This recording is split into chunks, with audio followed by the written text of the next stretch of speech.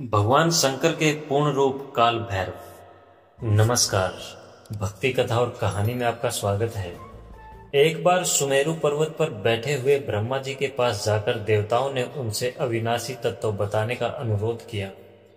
शिव जी की माया से मोहित ब्रह्मा जी उस तत्व को न जानते हुए भी इस प्रकार कहने लगे, मैं ही संसार को उत्पन्न करने वाला स्वयंभू अजन्मा एकमात्र ईश्वर अनादि भक्ति ब्रह्मा घोर निरंजन आत्मा हूं। मैं ही प्रवृत्ति और निवृत्ति का मूलाधार सर्वलीन पूर्ण ब्रह्मा हूं।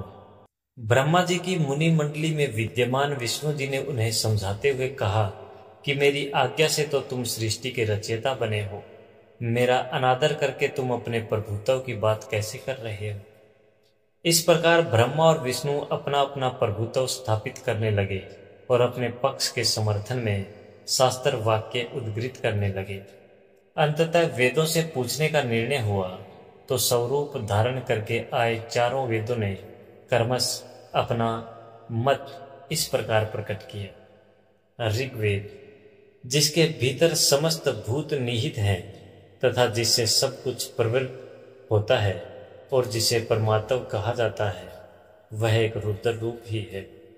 यजुर्वेद, जिसके द्वारा हम वेद भी प्रमाणित होते हैं तथा जो ईश्वर के संपूर्ण यज्ञों तथा योगों से भजन किया जाता है, सबका दृष्टा वह एक शिव ही है।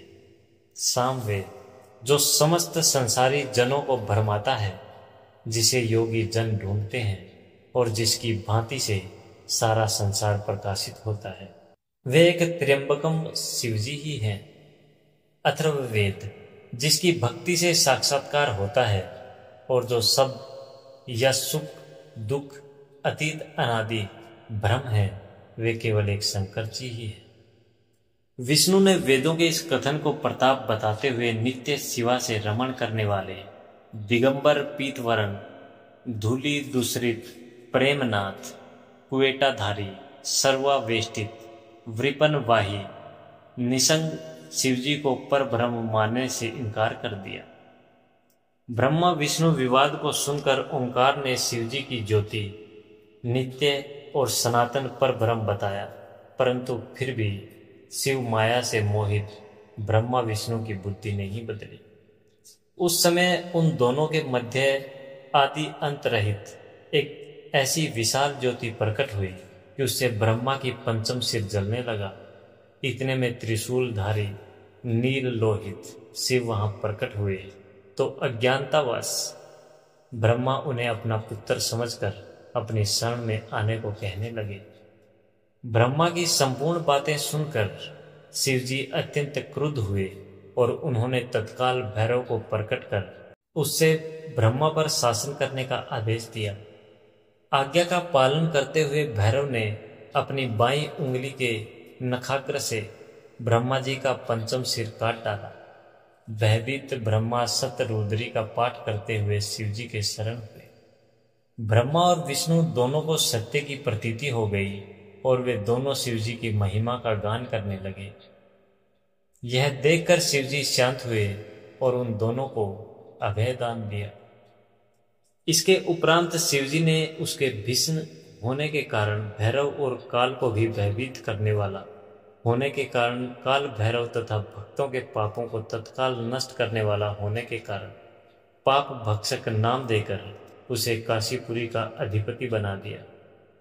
फिर कहा कि भैरव, तुम इन ब्रह्मा विष्णु को मानते हुए ब्रह्मा के कपाल को धारण करके इसी के आश्रय से भिक्षावृत्ति करते हुए वाराणसी में चले जाओ। वहां उस नगरी के प्रभाव से तुम ब्रह्म हत्या के पाप से मुक्त हो जाओगे। शिवजी की आज्ञा से भैरव जी हाथ में कपाल लेकर जो ही काशी की ओर चले, ब्रह्म हत्या उनके पीछे पीछे हो चली। विष्णु जी ने उनकी स्तुति करते हुए उनसे अपने को उनकी माया से मोहित न होने का वरदान मांगा। विष्णु जी ने ब्रह्म हत्या के भैरव जी के पीछा करने की माया पूछना चाहिए तो ब्रह्म हत्या ने बताया कि वह तो अपने आप को पवित्र और मुक्त करने के लिए भैरव का अनुसरण कर रही है। भैरव जी ज्यों ही काशी पहुंचे त्यों ही उनके हाथ से चिमटा और कपाल छूटकर पृथ्वी पर गिर गया और तब से उस स्थान का नाम कपाल मोचन तीर्थ पड़ गया। इस तीर्थ में जाकर सविधि पिंडदान और देव पितर तर्पण करने से मनुष्य ब्रह्म हत्या के पाप से निवृत्त हो जाता है।